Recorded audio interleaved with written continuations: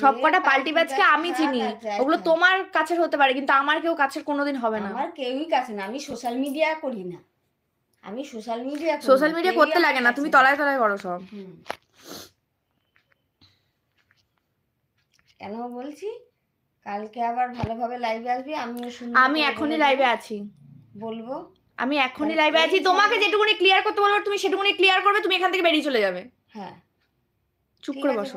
আমি রিমির মায়ের সঙ্গে আমি কথা বলিনি, আর আমি কোনো লিগ্যাল, সেটা জোর দিয়ে বলো। কি বলবো, লিগ্যাল কি দিইনি।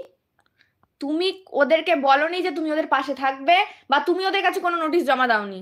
পাশে থাকবে আমি এইসব কথা বলিও নি, কিছুই না।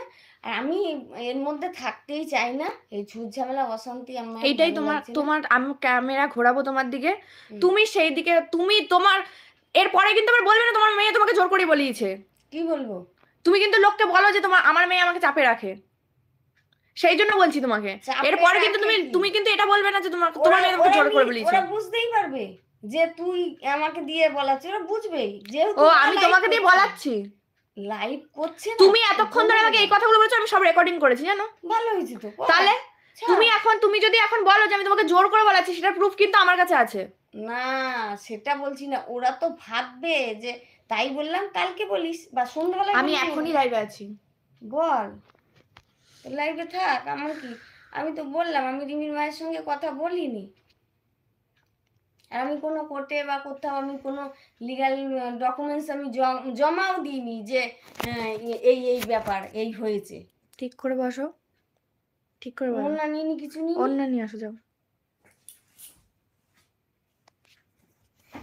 মাকে আমি কিছু শেখাইনি, উনি যেটা বলেছে এতক্ষণ ধরে আমি ওনাকে সেটাই বলাবো। আমি এই জন্য প্রথমেই বলে দিলাম ওনাকে যে আমি কিন্তু কোনো ইয়ে করিনি, আমি কিন্তু সব কথা রেকর্ড করেছি। উনি আমাকে এতক্ষণ ধরে যেগুলো আমি ওনাকে বসে বসে জিজ্ঞাসা করেছি, উনি আমাকে সেগুলোই বলেছে, আর আমি সেগুলোই তোমাদের সামনে শোনাতে এসেছি। কারণ ওইখানে লাইভে প্রত্যেকদিন নতুন নতুন নাটক হবে, সেগুলো কিন্তু হবে না। মুখ দেখাতে হবে না, ঠিক আছে তুমি বলো। তুমি পিঙ্কি পালের সাথে কথা বলেছো? না আমি কথাই বলিনি। সেদিনকে ঘাটে তোমার কে ফোন করেছিল, কি হয়েছিল সেটা বলো। আমি ঘাটে গেছিলাম, তখন আমার সঙ্গে ওই সীমার সঙ্গে একটু কথা হয়েছে অল্প। কে ফোন করেছে, তুমি না সীমাদি? আমি করিনি, সীমার সঙ্গে সীমাই কথা বলেছে, দিয়ে বললো একটু সঙ্গীতা ম্যাডাম কথা বলবে, দিয়ে আমি সেই। তুমি কেন বলোনি যে আমি এখন ব্যস্ত আছি, আমি এসব কথা বলতে পারবো না, আমি এর মধ্যে থাকতে চাই না? দিয়ে আমি বললাম ঠিক আছে। এবার একটা মানুষ যদি কথা বলতে চায় সেই জায়গায় কথা বলবে না, মানুষকে কি, যেখানে তোমার মেয়ের নামে এই করছে ওই করছে তাদের নামে তুমি তাদের সঙ্গে কথা বলতে চাও? একটা ভদ্রতা তো আছে, ঠিক আছে কথা বললাম। তখন উনি আমায় জিজ্ঞাসা করলো যে এরম ইয়ের ব্যাপার, আমি বললাম দেখো আমার ওর বাবাকে না জিজ্ঞাসা করে তো আমি কিছু ইয়ে করতে পারবো না। এটা বাবার নাম্বার ওনাকে কে দিয়েছে?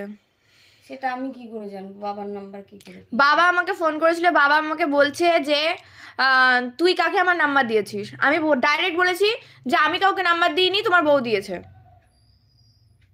আমি ডাইরেক্ট ওনাকে এটাই বলেছি, আমার কাউকে নাম্বার দেওয়ার প্রয়োজন পড়ে না। উনি বাবাকে ফোন করেছে, উনি বাবাকে ফোন করে ইয়ে করেছে। আমি বাবাকে একটা কথাই বলেছি, তুমি কি চাইছো? কারণ আমাকে এরপর কিছু, আমি যদি তোমাদেরকে কিছু বলি তুমি তো বলবে যে আমার মেয়ে আমাকে এটা শিখিয়ে দিয়েছে। বাবাও হয়তো এটাই বলবে যে আমার মেয়ে শিখিয়ে দিয়েছে। দাঁড়াও, আমার মেয়ে আমাকে এটা শিখিয়ে দিয়েছে, বাবা বলবে আমার মেয়ে আমাকে এটা শিখিয়ে দিয়েছে। তার থেকে বরং আমি বাবাকে জিজ্ঞাসা করেছি, আমি বাবার কল রেকর্ড করেছি। আমি এটা বলেছি যে বাবা তুমি কি চাও। বাবা বলেছে আমি বলবো যে আমার মেয়ে আমার কথা শোনে না, আমার মেয়ে কি করবে সেটা তার ব্যাপার, আমি এসব ঝুটঝামেলায় থাকতে চাই না। তোমাকে এর আগেও বাবলি ম্যাডামের সঙ্গে কথা বলার আগে এই কথাটাই বলেছিলাম যে তুমি কোনো ঝামেলায় জড়াবে না, তারপরে তুমি জড়িয়েছো। তাই নেক্সট আবার জিজ্ঞাসা করছি পিঙ্কি পালের সাথে তুমি কথা বলেছো?